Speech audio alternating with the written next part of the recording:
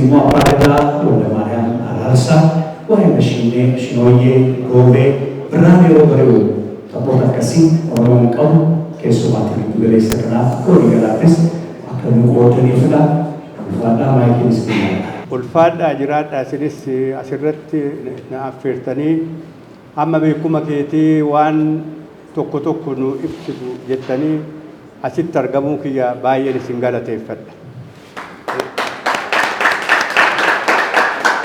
Egaa duraan dursee haala ija kiyyatan isinitti himaa obbo Buruukee Faannaa beeku balaa makiinatiin akkana ta'e malee namni ijaan argaa tureeyyu waggaa ja'an duratti har'ammoo waa Waaqayyo jedhee fudhadhee tan kinoo deema ka. Kanaaf amma kara isin naaf feertanittan deema. Dhaabni boraatii kuni guddina aadaa saba Oromootiif carraaqiin inni taasisaa jiru baay'ee na gammachiisaa keessa kootii dubbataa keessa koo kan jiru maal akka ta'e ifatti baasuudhaaf carraaqaa ani immoo kana baay'een itti gammada. Akka sila jedhame Shinooyyeen kan durbaati goobeen kan warra dhiirati. Goobeen kun hoomirraa calqabama ka akka aadaa Oromootittan isinitti himaani agayya bultii 16 mijiriin hin murama mijiriin kan muramu laaftorraayee ejersarraayee mukkeen adda addaa hin jiru isaanirraa muramee raawwatee dhaabbata aduu sanirraa calqabanii raawwataniit goobee sirbu. Goobee kan sirbanii maanin ifa baasuudhaaf birraan bari'ee birraan mul'achaa jira kan jedhu achirraa kaasanii sirbu. Isaan kana oduu sirbaa jiranuu ijoolleen durbaa immoo qaammee bultii 5 yookaan immoo bara akka lakkoofsa Itoophiyaatitti bara 6 ishiin oolte qaammeen ooltetti aduu galgala qunnii buqqifatu. Qunnii buqqifatu qunnii san immoo yoo buqqifatan ijoolleen qeerroo kan goobee sirbaa turan sun bakka sanitti argamu isaan marsanii sirbu. Isaan marsanii kan sirbanii maalini aadaa jira. Aadaa jira. Dubartiin geechi dhiirriin gaa jarri kun lamaan bakkee sanitti wallaallachuu danda'u.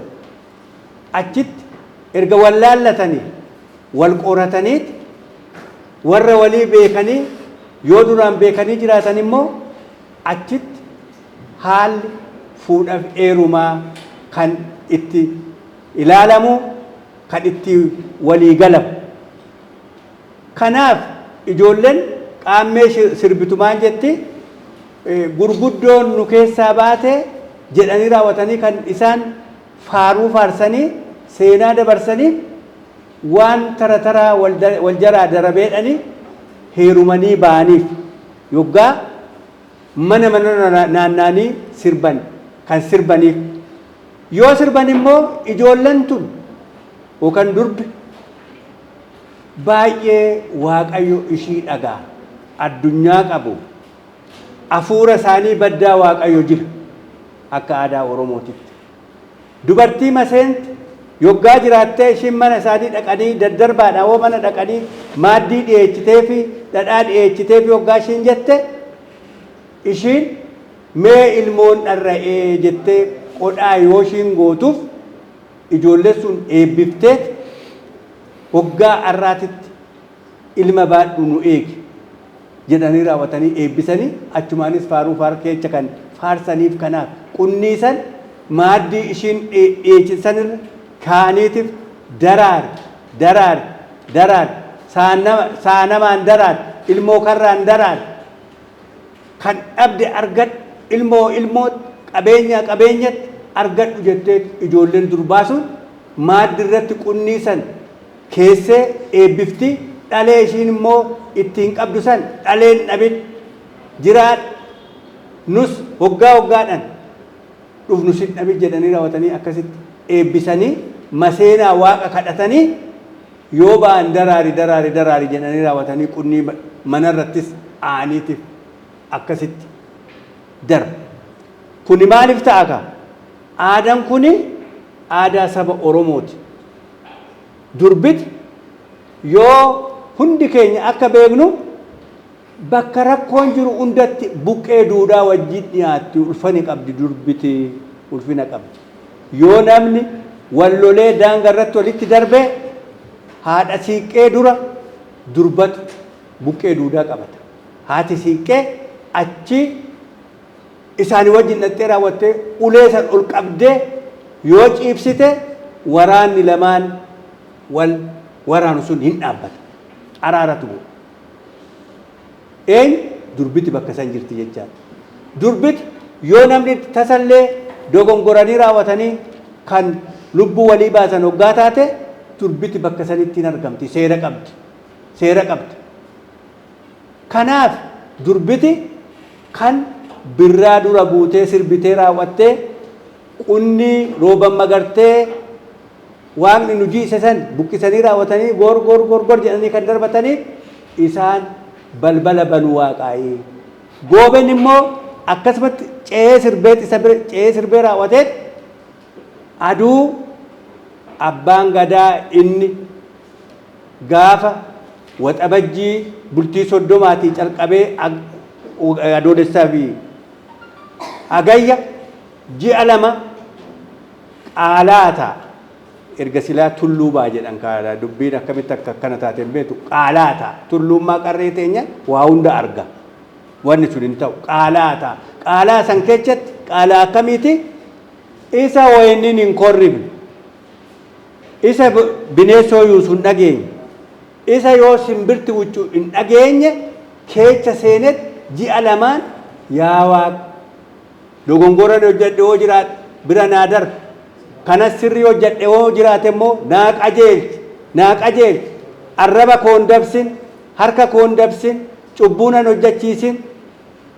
nama koo sa'a koo cubbuu akka na jalaa hin qabne cubbuurraa na eegi jedhee raawwatee ji'a lamaan san achitti Waaqa kadhachaa ture.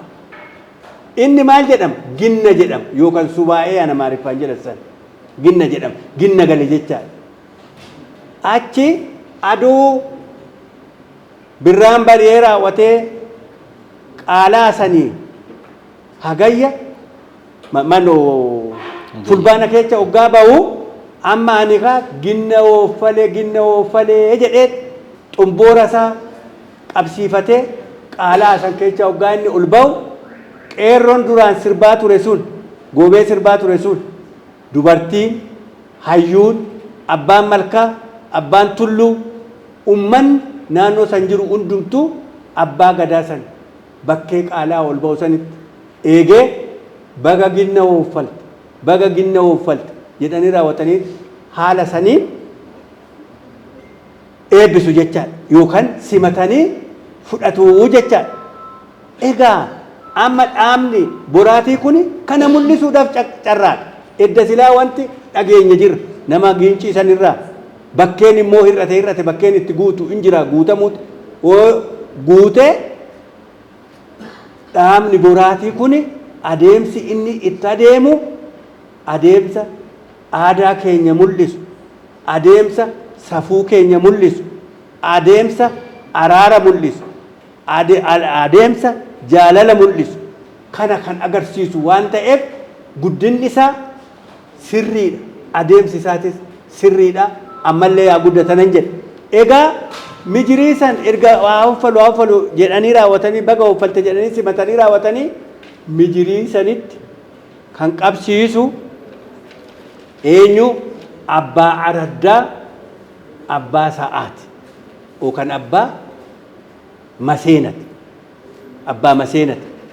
abbaan kormaa jira immoo abbaan kormaa mataa isaatti korma qaba abbaan qe'ee abbaan araddaa suni dura mijirii sanitti kan qabsiisu isa ittaanee abbaa gadaatiin qabsiisa abbaa araddaa abbaa qe'ee saniin dursu malkaan abbaan malkaa dursaa hin dursu araddaa abbaan araddaa dursaa hin dursu abbaa gadaa fe'ee hoggaa ta'e abbaa malkaatti dura eebbifata ammas mijirii san kan qabsiisu eenyu abbaa araddaa san hangafticha santu qabsiisa jechaadha hangafticha santu qabsiisa ittaanet abbaan gadaa qabsiisa ittaanetti immoo abbaan malkaa qabsiisa sammaa'ee hundumtuu mijirii isaanii qabatanii raawwatanii akka jiranitti isaanirraa qabsiifatanii mijirii isa goobeedhaan marsanii ililchanii taphatanii egaa achi eecha dhaqu malkaa bu'u.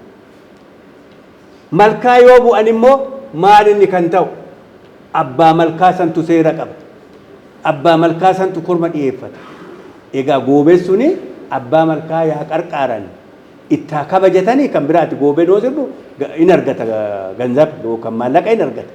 Egaa san abbaa malkaa san itti kabnaa safuu keenya isa wajjiniin dhaabbanna yoo jedhan goobeen ganzaba kennuuf hin danda'u kan maallaqa itti dabaluuf hin danda'u abbaan malkaa sun korma san dhiyeechate achitti ammas abbaan malkaa sun eebbifatee akkuma abbaan araddaa abbaan hangaftichi eebbifate abbaan malkaa sun eebbifatee ittaanee abbaan gadaa eebbifatee jarri kun immoo hangafaa quxusuudhaan itti deemanii raawwatanii eebbifatanii kormi sun achitti areerratamee mata qabu kan jedhamu jira galaa naasirratti naa qabadhaa mato qabu kan jedhamu eenyudhaan mataa qaba abbaa malkaa saniif amma zamanatti geeddaramee akka zamanaa taana jedhan malee asitti malkaa buddeenaa yoo dogoggoruu baadhe finfinnee keessa kan jiru kan yoo irreeffatamu eenyu obbo Gooban Oolati kan mataa qabu abbaa malkaa kana yookaan immoo araddaa tanaa seera qabutu dhufee mataa qabaaf jechaadha korma san.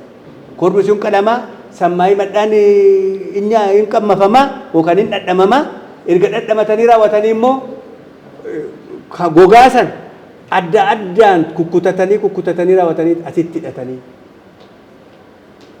galu jechaadha. Yoo hangaftichi inni abbaan korma qale sun miidhacha isaa hidhatee raawwate warri hafe akkasitti guurratee gala jechaadha. Sun qorichaa jedha Oromoon. Haala kanaan erga galanii raawwatanii maaltu ta'a? Ammas ibsaa qeetitu jira. Irreecha qeetitu jira. Irreecha malkaa eebbifanne irreecha qeetitu jira. Irreecha qee sun immoo akkamitti irreeffatama? Hangafti jira. Hangafti eenyu? Ammas qaalluu jenna. Hangafa qaalluu jenna. Hayyuu jenna. Ormi kun qaalluu kan jedhu kana nama dalagu jedhe. Namni dalagu ayyaantu. Addaan baafannee hin beektu baay'een keechan. Qaalluun nama dalaguu mutu. Hangafticha hayyicha qaalluun. Ayyaantichi nama dalagu san. Egaa ammas inni achitti qeessanitti walitti yaa'anii raawwatanii araddaa san irratti mijirii achitti dhaabbate san bifuma saniin mukuma saniin dhaabanii raawwatanii achittis hin gubatamaa jechaadha. Gubaan yookaan immoo afaan Amaariffaatiin daamaraan suni ammas hangafticha saniitti qabatamee hundumtuu immoo cimboora isaa qabatee achitti qabsiifatee erga gubanii raawwatanii maaltu ta'a achirrattis cabbuxoo yookaan immoo urummuxoo jedhama. Urummuxoo sun maal ta'a? Baala dabaaqulaa hin beektu miti lixiin akkanatti baala dabaaqulaatiin maramee raawwatee mulmulamee maramee ibidda ibsaa san keessa ta'a. Mijirii san keessa jecha inni achitti waaddama hin bilchaataa jecha erga bilchaatee raawwatee maal ta'a? Hamma danda'ametti baay'inaan akkasitti waadduu hamma danda'ametti namni achitti argamu sun hamma tana maan ta'an akka dhadhamatu ta'a. Maaliif qoricha jedhu wanni sun kan immoo haftes immoo hamma tana maan ta'an qunxuranii kennaniitiif manatti galanii loossaanii afaan akka ka'an taasisu. Kuni qorichaa jedha Oromoon. Erga galanii maaltu isaan qunnama? Haati manaa isaanii borootti diriirfattee callee keewwattee dhadhaashii kan baqsite soo jiraate baqsitee kan jiraate soo jiraate immoo qabattee aannan qabaatan okolee guuttattee dhabdu immoo booka guuttattee raawwattee diriirfattee eegdi. Jara araddaa irratti ibsaa ibsee dhufisan ijoollee qabaatan ijoollee isaa wajjiniin abbaa warraa dhufa amma inni kaa gor kan bara nageenya kan bara gereetiin nu gahe bara nagaa nuu godhi bara araaraa nuu godhi jedha bara araaraa nuu godhi bara nagaa nuu godhi jedha achirrat maaltu ta'a kanan bira darbe coqorsatu qabatama ejersatu qabatama bakkee bijirii beedgasilaatti tan isinii deebi'u bakka sanitti jarri kun qabatamee raawwate eebbi adeemam eebba adeemamu san baddaatti ammas maaltu adeema namni wallolee hin araaramu oduun araaramne bakkee saniin dhaabbatu malkaarras waliin hin dhaabbatu bakkee mijirii saniin waliin hin dhaabbatu namni wallolee jiraat abbaan gadaatis abbaan malkaatis namni walloltan hoo jiraattan namni tuuqii garaa walii qabaattan hoo jiraattan koottaa araaramaa jedhanii waamicha taasisuuf bakkee araddaa sanittis akkasumatti waamicha taasisuuf koottaa araaramaa jedhu yoo dhoksan jarri sun rakkoo guddaati isaan qunnama jarri wallolanii oduu wallola qaban oduu tuuqii garaa keessa walii qabanu yoo dhoksanii galan jarri sun hoggaatti sababa guddaati isaan eeggatu namni tokko hin dhoffatu seerri Oromoo tokko kana guddaa abbaa wal dhabdan abbaan mufata walirraa qabdan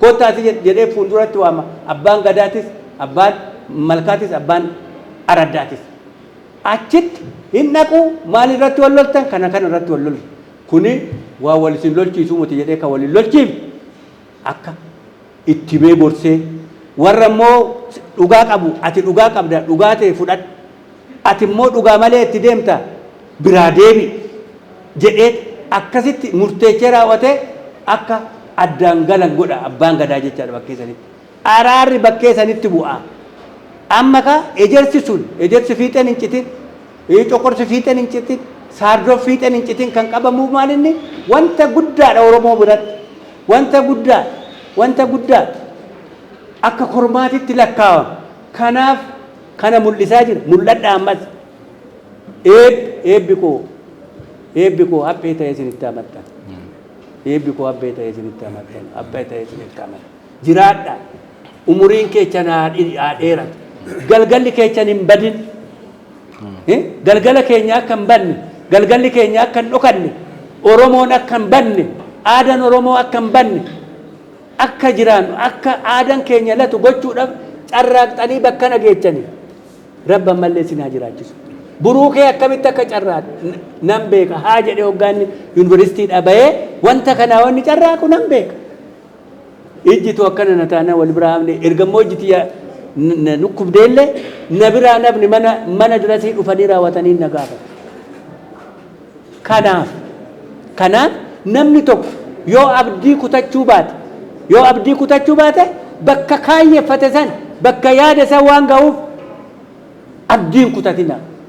abdiin kutatina rakkoon fe'oos hin qunname abdiin kutatina kanan adaraa isiniin jedha egaa ka haala kanaan birraan kabajamaa goobeen safuu qaba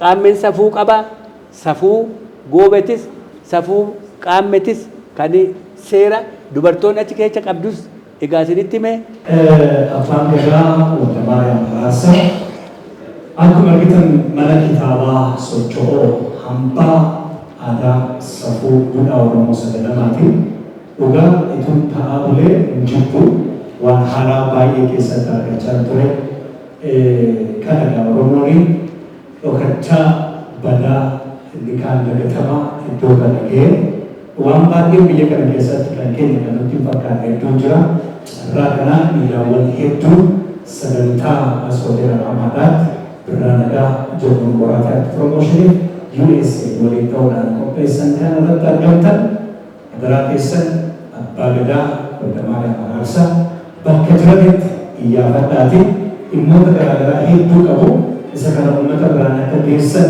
abdiin qaba asumaan birookeen gabaabaa akkana jedhuuf carraa kenneen gara boolabuutti fidna. Baratu akkas ta'e rakkachaa jirra. Dhugaa keessa jirruu fi wanni barbaannu wanni hojjennu wal simuu dide. Bakka kun sirranneetti immoo wanni barbaannu barbaaduu qofa ta'a jechuudha. Silaa qabeenya akkanaa kana osoo qabnu haala qabatamaa nuti amma keessa jirru kana keessa taa'uun nuuf malaayii jennee of gaafanne fardaaf lafa jechuudha. Xiqquma yaaduu qofa barbaada. malee haalli amma keessa jirru kun nuuf hin malu. Oromoon afaan Oromoo haasaa afaan Oromootiin akkamitti walii galuu dadhaba. Wanni amma isaan nuu kennan kun waan baay'ee achi keessatti of keessaa qabu. Aadaa, duudhaa guddaa kan osoo qabnu afaan Oromoo haasaa afaan Oromootiin walii galuu dadhabu jechuun hiika akkamii akka qabu isinumti ilaalaa. Waan dhabne ija banannee ilaaluu, wal dhaga'uu, ta'anii haasa'uu kanatu dhibe. Sirnicha dhabne nuti yaaduu xiqqoo yaaduu qofa. Namoonni bubbulan akkanaa kun waan baay'ee qabatanii darbu. Osoo deemnee isaaniin arguu baanne wanti har'atti akkanatti itti waliin qabamnee haasofnu kun dhimmi goobees dhimmi shinooyyees hin jiru ture. Bu'uurri goobee fi shinooyyee jalqaba tokko jennee qorannoo kan eegalle isaan biraayi. Waan baay'ee kan nutti himan jechuudha. Namoota akkana hayyuuwwan akkanaa baay'eetu jira gola Oromiyaa keessa. Har'a isaan tuffannee golatti hambisnee nuti warri baranne jennu kun biyya hambisaa jirra jechuudha. Barachuun eenyummaa malee, duudhaa malee, aadaa malee eessaanuu akka nu hin geenye argaa jirra.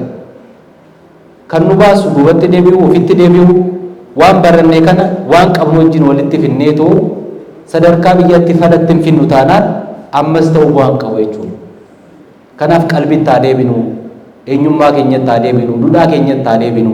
Gaafa sanitti deebine nagaa dhugaa, jaalala dhugaa, tokkummaa dhugaa sana achi keessatti argina jechuudha. Kanaaf baargama ciisuun nu barbaachisu, ofittoo deebine waan baay'ee keessaa argachuu dandeenya. Dhaloonni ammaa kun immoo dhaloota dhufuuf daandiin ta'u taanaan of jaalannee bira darbina taanaan hin ta'u. Waan kana karaatti deebisuuf aarsaa isin keessatti baatan isintu beeka. Har'a hamileen itti horamee fudhatama addaa qabaatee haa kabajamu malee daandiin tokkoon keessa darbinee as geenye hin beektu. Okay. Adeemsa kana keessatti jijjiirama akkanaaf hinnaan ilaalcha jijjiiruu keessatti immoo maal gochuu qabna? Jaalala dhabne, tokkummaa dhabne, nagaa dhabne kana deebisuudhaaf sirni kun gahaadha. Goobeen, shinooyyeen, sirni hulluqqoo, sirni mijirii ibsuu kun fala biyyaa ta'uu danda'a. Kanatti amannee hojjenna taanaan waltajjii akkana keessatti dhaabbileen siyaasaas qaamni biyya bulchuus taa'ee dhaggeeffatee of baree of ilaalee san keessatti aadaa kana keessatti duudhaa kana keessatti araara buusuu, tokkummaa, nageenya buusuu danda'a. Dirqama ilaalcha tokko qabaachuu hin qabu. Ilaalcha keenya olii kabajnee bakka akka Oromoo taanee argamutti akka Oromootti akka argamu bu'uura nu taasisuu danda'u isa kana jechuudha. Kun immoo dirqama namni dhaabbata ta'uu qabu. Namni dhuunfaan tokko dhiibbaa guddaa uumuu danda'a. Hojii manaa guddaa, imaanaa guddaa fudhattanii asii deemuu qabdu isinis. Hamma dandeessan hojjechaa jirtu garuu immoo ilaalcha irratti hin hojjennu taanaan uffatuma keenya qofaan naanna'uun bu'aa hin qabu. Ilaalcha qabatamaa jijjiirama guddaa hoo fiduu barbaanne kana irrattis hojjechuun hin barbaachisa jechuudha. Carraa kanaan waan akkanaa irratti illee akka hojjennuuf daandii waan nu ta'aniif USAID guddaa galateeffachuu barbaanna. Obbo Waldamaariyaam dhugaan isinitti himaa nama guddaa, hayyuu guddaa waan qaban yeroo qaban nu kennanii waan baay'ee nu barsiisan, waan baay'ee irraa baran. Nama kana keessatti gahee guddaa qabu. Gaafa waltajjii guddaa irratti waan isaan nu godhan kanaaf isaan galateeffannutu dhufa. Ammas hamilee guddaadhaan isaan naa galateeffadhaa. Gara dhumaatti qaamota dhimmi kun akka milkaa'uuf dhamaatii guddaa kaffalaa jiran kanan galateeffadhu jechuudha. Ammatti garuu namoota akkanaa kana bira darbina qabdu manatti abbaas abaabilees akka kayyuus qabdu. Waan baay'eetu isaan bira jira. Waan nuuf fala ta'u, waan dhaloota irraatiif fala ta'uu danda'u, waan egeree biyyaatiif fala ta'uu danda'u hedduutu jira. Gaafadhaa, waraabaa, ulkaa gaaf tokko isin fayyada. Kanaaf kana waan akka laayyootti ilaallu miti. Isinillee waan amma isinitti himame keessatti waan baay'ee keessaa fudhattaniirtu, argattaniirtu jedhee yaada. Yeroo hundaan keessa malee immoo isin biraayis waan kana sadarkaa biyyaatti akkamitti itti fayyadamnu. Wanna muddamnuuf hin beeknu malee qalbiin nu jaajja waan akkana irratti gurran ballannu. miira keenyatu waan biraatiin hatama. Garuu tasgabboofnee wanuma yaada keenya bubbuturraa of tasgabbeessinee waan akkanarratti haasa'uun dirqama. Hoo kana boone jijjiiramni dhugaan kan dhufu, nagaan dhugaa, jaalalli dhugaa, tokkummaan dhugaa kan dhufu tasgabbaa'uu dandeenya, akkanatti taa'uu dandeenya qofa. Girgirriin hin ta'u. Kanaaf hoo danda'ame yaaduma lamaan tokko wanni kun sirni kun aadaan kun galtee akkamii ta'uu danda'a? Nageenya dhabneef, tokkummaa dhabneef, jaalala dhabneef akkamiin itti gargaaramnu? Fala akkamii ta'uu danda'a? Ga'eemti nurraa eegamu maali? Maal haa goonu? Namni kana qabee akkamitti sadarkaa biyyaatti rakkata? Osoo qabnu. Kanaaf hoo danda'ame daqiiqaa tokko tokko nama lamaan wayitiif osoo carraan kennameen gammadaadha. Isin keessaa akka mirooftanis akka wayii isinitti dhaga'amus wanti isin godhe yoo jiraate daqiiqaa tokko tokko isinii kennuu danda'a.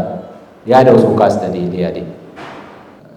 Egaa Shinooyyee fi Goobeen hin jiru yookaan immoo aadaa nuti har'a uumne osoo hin taane akkuma abbaan keenya eessaa akka jalqabe maalirraa akka jiru nu ibsan akaakilee fi abaabileen keenya waa hedduutti dabarsanii egaa tiksanii nuti immoo har'a isaan harkaa fuunee haala nu argitan kanaan faaya Oromoo isa sirriidhaan faayamnee guyyaa irraa kanaan waltajjii akkanaatiin wal arguu keenyaaf gammachuu guddaatu natti dhaga'ama. Kana bukkeetti egaa aartiin boraatii aarsaan mana hin jedhamne itti kaffalee jira. Maarree yoo kana jennu dargaggoowwan akka kiyyaa har'aasitti argamnee fi warri hin argamne imaanaa guddaan nurra jira jechuudha. Gaafa nani Goobeef Shinooyyee hojjechuuf yookaan immoo gaafan magaala guddoo Finfinnee kanatti ijoollee kana faana naanna'u hundi keenyayyuu yookaan dhichisuma barbaannee yookaan immoo dhichisumni nutti bareedee miti.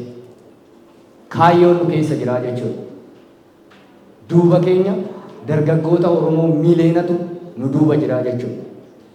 Nuti immoo akka carraa ta'e egaa carraa argannee dargaggoota Oromoo miileena nu duuba jiru sanaaf fakkeenya taana jennee manaa baane egaa Rabbis nu milkeessee sadarkaa kanarra geenyee jirra.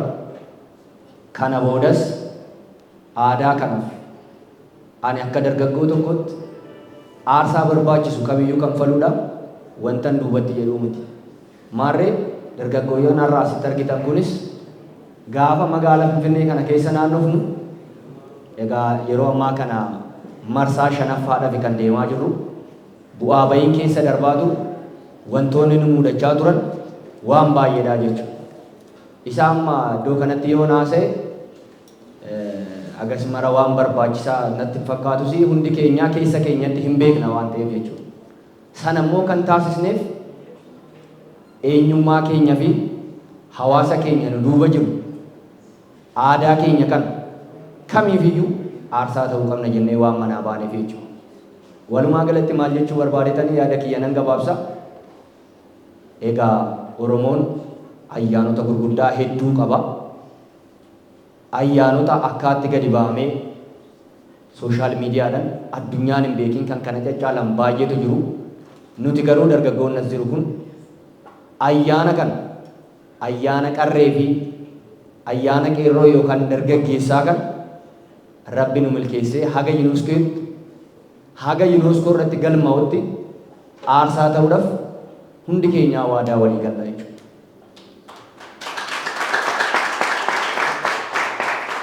Kanaaf dhumarratti yaada kiyya yoon gabaabsu isinis aartii promooshinii boraatii yoomiyyuu si duuba jirra waan takka duubatti hin jedhinii aadaa keenyas haamilee keetiifis miseensas jiru kun hundi haamilee guutuudhaan si duuba jirra aadaa keenya kana galmaan geenyan jedha.